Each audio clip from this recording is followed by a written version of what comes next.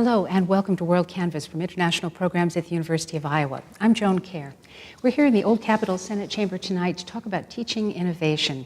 Education's always been important to Iowans, and it's at or near the top of virtually every list of national concerns. Effective teaching plays a crucial role in the learning success of students. And our guests here tonight are going to share some of the creative and high-impact ways in which teachers here at the University of Iowa are engaging the minds of UI students, contributing to both student success and faculty professional development. This program is the first in a four-part series on teaching innovation, and our topic tonight comes as a question. With new approaches, do we get better results? Joining me for the discussion are Jean Florman, just to my left here, Director of the Center for Teaching. Maggie Jesse is in the middle. Hi, Maggie. She's a Senior IT Director at ITS Instructional Services. And Wayne Jacobson is UI Assessment Director. Thank you for being here, Wayne.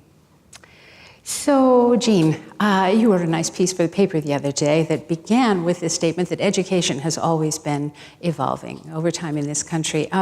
What's new about what people are thinking about education today? Well, actually, when I started writing that piece, I was thinking of just starting it off by saying everything new is old. I think that a lot of what we do and call innovative has actually been done, especially in this country, for at least 150 years. I also think that when we talk about things like inquiry-guided learning, which is asking students a series of questions to sort of dig into things, you know, since Plato talked about Socrates, that's a way of teaching. What I think is innovative, especially on this campus, though, is the increased capacity to support faculty members to take the risks, to do new things in their own classes, and also to talk about how we can innovate across campus and as an institution and improve active learning for students. Right. And so you direct the Center for Teaching. Yes. So this is your mission, right? To help faculty perhaps put something into place that they had not done before, or give them some support, bring colleagues from across campus together to brainstorm? Yes, the Center for Teaching is part of the Provost's office, and it was on this campus. The center started about 16 years ago, and the mission of the center is to work with others in terms of developing policy around excellence in teaching and learning, and also to present support services for faculty members, teaching assistants, anybody who's teaching. Yeah. Well, one term that has been used a lot in recent years, and I think we'll be talking about it probably throughout the program, is the tile experience, the tile approach. Would you be able to explain what that is? Yes, and actually these two can join in on that too. TILE stands for Transform, Interact, Learn, and Engage. It started about, 3 years ago? 2009. 4 years ago. It's kind of an institution-wide effort to support transformative, engaged learning on campus. Mm-hmm. So it's involved designing some spaces, learning spaces that will actively allow faculty members and students to do some new kinds of teaching and learning, but it's broader than just the spaces themselves and the technology. Mm-hmm. So, and certainly Maggie's shop has been very involved in that, and Wayne has been involved in assessing what's going on in those rooms. Right.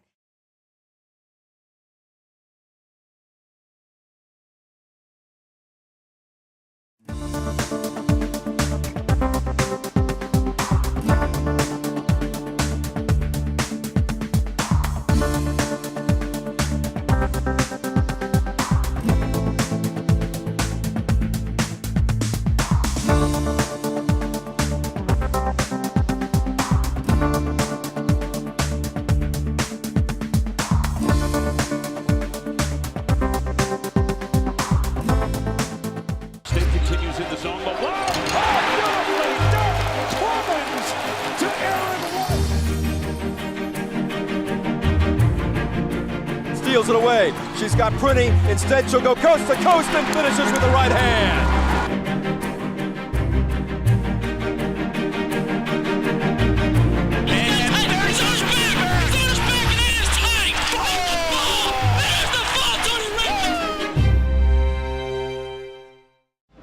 Show your Iowa pride, the Iowa Hawk Shop, where Iowa shops. the ultimate collection of Iowa Hawkeye merchandise, gifts, and apparel. Help support the University of Iowa. All proceeds benefit men's and women's athletic teams and student programs. The Iowa Hawk Shop, where Iowa shops. Show your Iowa pride. Call 1-800-HAWK-SHOP or visit www.hawkshop.com.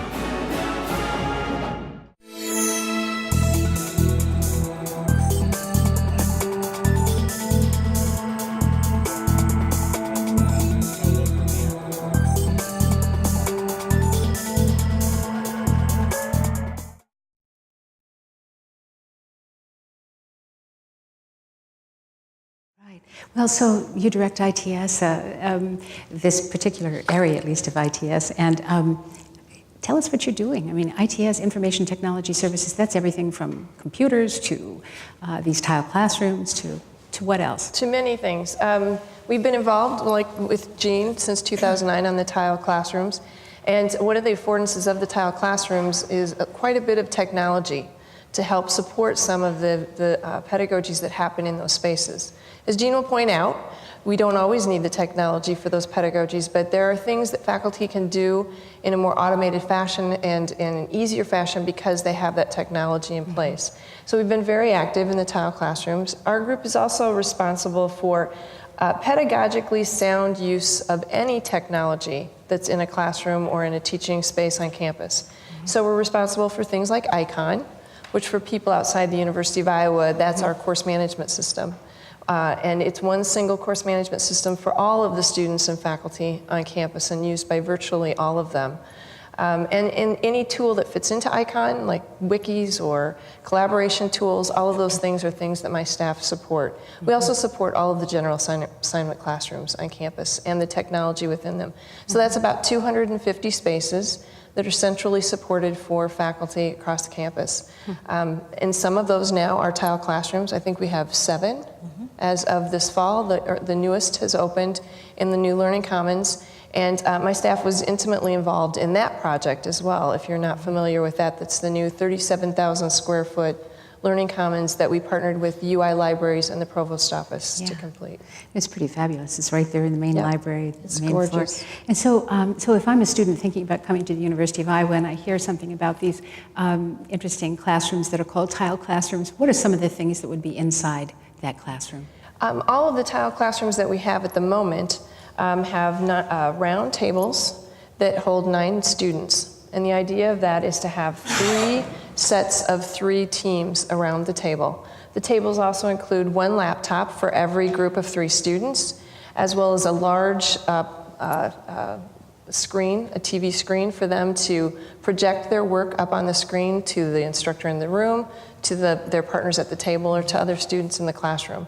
And then ample whiteboard space for them to get up and grab a marker and really start to engage with each other at the whiteboard. So in the larger spaces, there's also a microphone so that in a discussion in the classroom, they can hear each other across the space. But it's really meant to be that engagement at the table with their teams and very close contact with the faculty as the faculty member moves around the room. Well, you used the phrase pedagogically sound. Tell us what that means. We don't come, my staff are very committed to not coming into a consult or an engagement with a faculty member to say, we have a new piece of technology, you should try it. Our approach is, what is the problem that you're trying to solve in your classroom, or what is the objective you're trying to meet? Listening carefully to the problems they're trying to solve with their students, and then identifying appropriate technologies that might help them do that in a better, easier, more engaging way. Fitting the pedagogy that they're trying to use in that space or in that time or in that way. So for us, it's never about, we have a new gadget and you should try it. It's always about, what are you trying to do and how can the technology help you do that. Well, Wayne, with assessment, that's obviously a very, very big need at the university level. You need to figure out what's working and has there been an improvement in the learning ability of the students and so on. What do you look at when you try to figure out whether or not something that may be new, may not be new, whether it's really working as well as it could? Well, I think we're very careful to try to ask the question, what is it working for? And I think we are excuse me, For example, we're always very good at assessing the final product. What was the assignment someone did? What was the answer they gave? When we start to move into some of these new innovative approaches, we start to look at how did they get there? What were the problem-solving processes or the communication processes or the group process, where in a more traditional approach, that's been going on. Instructors, as Jean said, have been engaging students in all kinds of ways that were interactive and inquiry-guided, but we haven't always looked at that part of the process. We've looked at what they had at the end. And so we try to find creative ways to assess how is this group working together to solve problems with more insight or more depth or become more independent at it, which is what we know. I mean, students want to leave as problem solvers and critical thinkers. Employers want to hire students who have those skills. Faculty want students to have them. In these approaches, we can start to look more at what's going on in the middle of the processes as well as just what students leave with at the end of them. Yeah, yeah.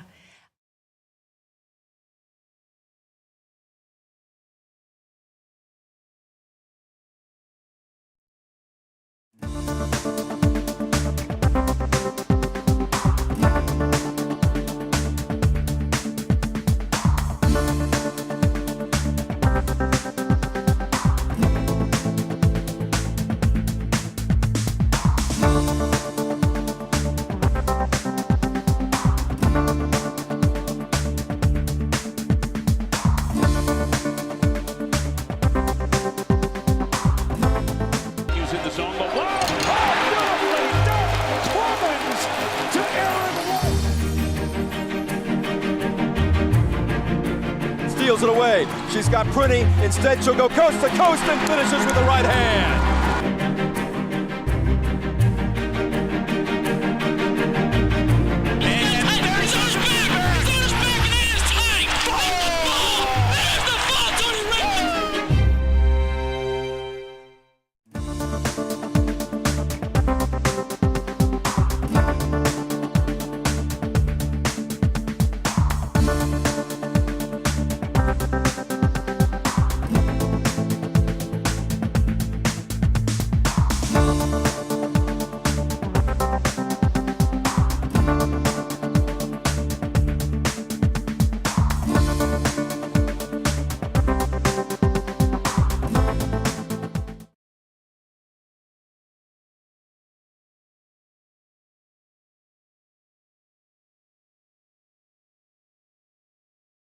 We've talked a little bit about what's new, but maybe we should refer to what a standard classroom might have looked. I know there may not be such a thing as a standard classroom, but if you look at a large lecture for an incoming freshman a few years ago, or even in some classes perhaps currently, does it tend to be the case that there's a professor delivering information to the students are expected to absorb that information and then be prepared to respond when they're asked questions by the professor or when they have to write a term paper or whatever, kind of an outward delivery rather than that kind of strong engagement that you're trying to get here with some of these new classrooms? Well, I would say that although the room, the space design, the size of the room, the technologies in the room, all of those things, of course, play a part in how effectively and in terms of the kind of teaching somebody's doing. But what I don't want to say and even hint at is that a standard lecture can't be very effective, a very effective learning moment for students. I think sitting and listening to a fine lecture is fantastic. What these new spaces and the new approaches that we're trying to encourage broaden that beyond content delivery, so that we are trying to encourage things like team-based learning in class, not project teams outside of class so much, but working together with the faculty member and your peers to struggle with the material in class rather than having to do it solo outside of class. In addition to encourage instructors, not just faculty members, but teaching assistants and other instructors too, to drill down with students so that they get beyond the fundamental knowledge base and start thinking more like graduate students, or more the way they will have to when they get out of the world, which is, why am I answering it this way? How did I come to that conclusion or that final number? What's my thought process? What is this theory? How can I unpack this theory and explain it to someone else?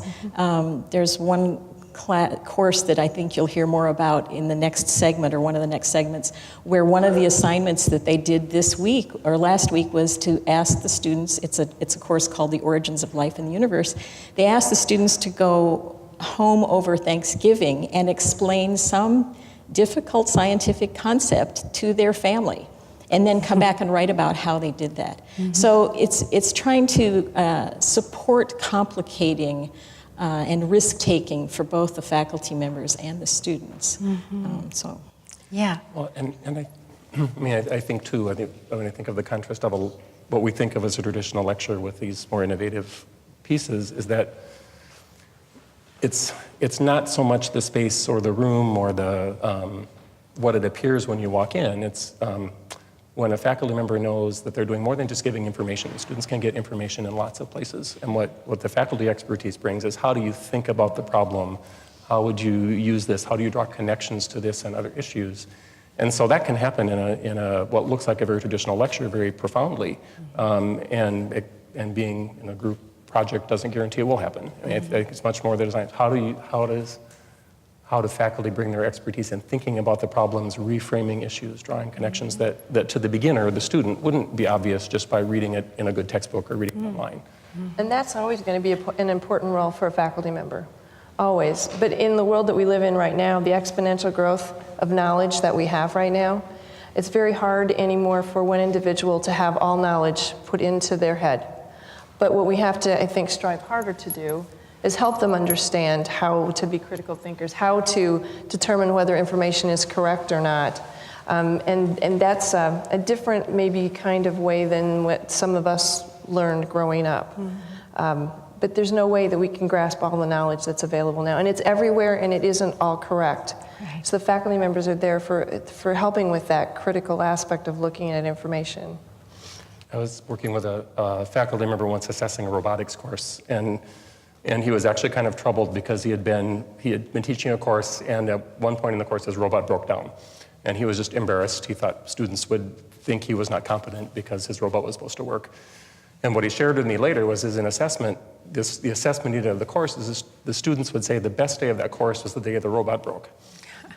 Because what he did is he started thinking out loud, well, why wouldn't it work? This is supposed to happen when I push this button, and he started just thinking out loud through his process, and after about 20 minutes, he got the robot to work.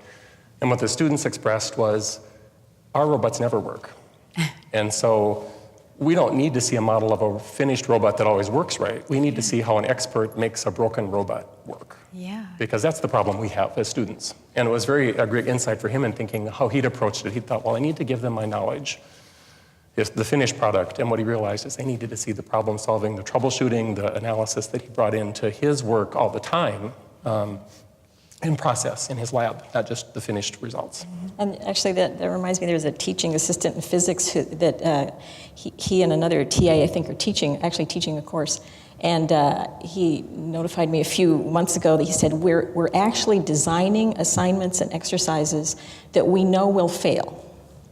We're not designing things necessarily that always work and students. So because they know, then the instructor knows where it's going to fail, and they can help the student get through that. And it also shows the student that there's a lot in life that isn't going to work, and that scientific theory or social science theory or humanities, all of those areas have to cycle. You have to come back. You work through things, they don't work, so you go back to the beginning and say, what did I do? What can I do differently?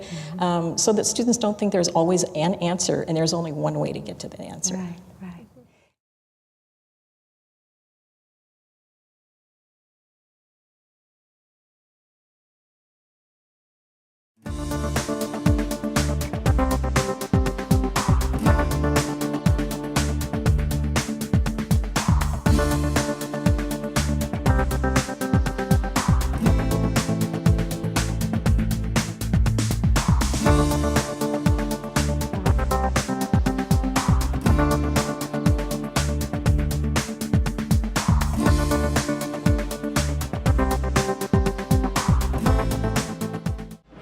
Show your Iowa pride, the Iowa Hawk Shop, where Iowa shops. The ultimate collection of Iowa Hawkeye merchandise, gifts, and apparel.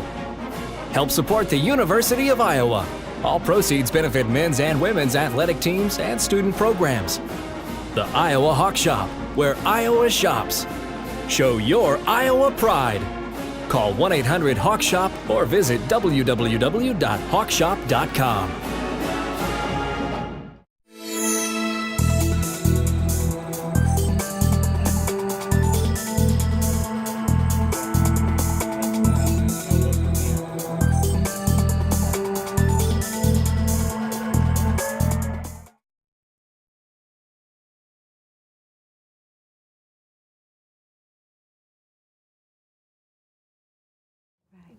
Does this change the, clearly it changes the role of the professor in the sense that I would imagine there's, as you said, there's much more direct interaction, you're sort of working with the teams in a very, very close basis and so on, but does it improve the sort of social interaction and the sense that, I'll say that I have been on some team-based projects in my life, going back to school and at other times. Sometimes it feels like there are 2 or 3 people on a team who really do the work, and the project more or less gets finished because there were a couple of hard workers there, and then there are others who perhaps didn't get involved in it at all. How does the faculty person judge the work of any of these individual students when they're working in a team? There are a lot of ways of doing that. I will say that the benefit of doing active, engaged learning in the class, whether it's a tile class or any class, is that the faculty member is there when the struggle's going on. Mm-hmm. And that's true of whether it's in teams or the size of the team. Yeah. So that if there are problems within the team, that can be identified, we hope, right then and maybe addressed later. But if they're intellectual, if there's the intellectual struggle that's going on too, that can also happen right there with the faculty member and with peers, so that you learn from your peers too. There are a lot of ways of assessing how well a team is working, but it's a lot harder, I think, to do when you say go forth and figure out who your teammates are and do a project outside of class. So I think what it suggests too is that we think of making a class more inquiry guided or interactive or problem solving, but to realize those are learned things as well. And students who have not been on a team before or who have not done active problem solving will need some mentoring in that. And so when I think people have had bad experiences, it's probably been more because, as Jean said, form a group, see what you can figure out. Mm-hmm. And to realize that's part of what we are teaching students is how do you function together intellectually, creatively, collaboratively, and that's a scholarly thing to do, not simply an efficiency to put a bunch of people at the same table. Sure. But that means some mentoring, it means some assessment along the way and giving feedback to students that they're not perhaps doing what they need to be in the group. So they start to learn that from the feedback they get, I can change, I can do this better, and get more from the learning experience. One thing I've appreciated with the innovations that we're working on at the moment across campus are the faculty who have agreed to step up and take some risks with us.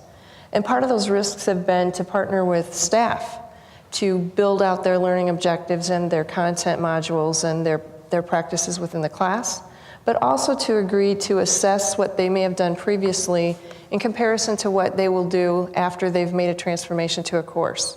And for me, I've been on this campus a long time and been involved in this for several years. This is the first time, I think, that I've really felt like we've been digging deeply into what is happening with these changes. Is it the right thing to do? Tweaking things as we go along. And these faculty have been really open to working with staff members. Some of them highly educated, PhDs, master's students from instructional design and the library sciences. That's a really exciting place for us to be, to help faculty be successful doing this. So I really appreciate personally their willingness to do that. And some of the folks you have in other segments are exactly those people that are doing that with us. Yeah, it was hard to narrow down. I mean, there are a lot of faculty members doing a lot of amazing things on this campus. Mm-hmm. And teaching and learning is fundamentally a personal relationship. And I think we have a lot of faculty members on this campus who recognize that and who really build the teaching part of their career around that. That's kind of the core, that they have a personal relationship. They're dedicated to see their students learn and learn well and learn how to learn, not just learn content. Mm-hmm. So. Mm-hmm. Well, part of the idea behind the name of this particular series, Teaching Innovation, is of course innovations in teaching, but you are also trying to encourage students to become innovative in their own thinking. Mm-hmm. To not just count on their prior 12 years experience of how courses work, how grades are made and all those kinds of things, but to really become more innovative themselves. I think this idea of asking the students to explain something, I don't know, imagine something, the Big Bang Theory, to their family over Thanksgiving, it was a great idea. Really great. Yeah. So what do you think the future is here? I know that the UI, according to some conversations we've had, the UI is really doing some important work in terms of innovative teaching processes, ideas, and so on. What do you see coming ahead?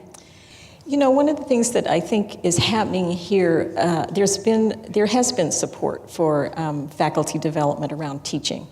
And one of the things that I think is starting is more of a conversation with faculty members about where do you see teaching and learning in higher ed in 5 years? Where do you see your role, and how is that going to change? Because it is going to change. I think 10 years from now, college education and faculty roles are going to be quite different. So getting faculty involved in that conversation and then building policy and support for those changes, I think is really important. Mm-hmm. And I think we do see an increasing value on saying when we try to make something better, let us get some evidence. Let us build, as Maggie was saying, bring some people in to look at what it was before and see how it's changed. And I think that's different than higher ed when I experienced it as a student. We are really saying we can, in our teaching, be scholarly, we can be evidence-based, we can challenge ourselves. And when we don't like what we see, we can make it better. And that seems to be across the campus, a sense that we have here. Well, just one final question to you, Maggie. Students these days come into a university with a wealth of experience, maybe knowledge, gathered from the internet, from social media, all kinds of ways information is shared, and as you mentioned, sometimes it's not accurate. Is that a help to today's students? I mean, does that, obviously we can't change it, this is just the way it is, but do you think that helps students adapt to new approaches in a way that is positive? I find them personally pretty adaptable. Yeah. I also think that we overestimate how much they really understand how to use technology. They know how to do the things that they've done with Twitter or texting at Facebook very, very well. But to think about going out and doing online searches and critically looking at those searches and understanding what they're seeing, they're not so adept at that. I do think they are extremely comfortable in that world. And the more comfortable we can become in that world to help guide them in the right way, the better off we'll be. They are not only comfortable, but they expect it. They come here expecting that kind of technology and things like the Learning Commons and are excited to see the tile classrooms. But it's also an adjustment for them. So we can't assume that they're just going to jump in and understand how this works. So we're all sort of growing up in this together. Yeah. Well, wow, thank you, Wayne Jacobson and Maggie Jesse and Jean Florman. Thank you very much for being with us in this segment. This is the first part of a 4-part series on teaching innovation on WorldCanvass. And we have some more guests coming up here in just a moment. Hope you can stay with us. Please join us next week at the same time for a conversation on teaching innovation, focusing on big ideas courses. It'll be a lot of fun, I think. WorldCanvass programming is available on UITV, YouTube, iTunes, the International Programs website, and KRUI. I'm Joan Kjaer for UI International Programs. Thank you very much for joining us, and we'll see you next time.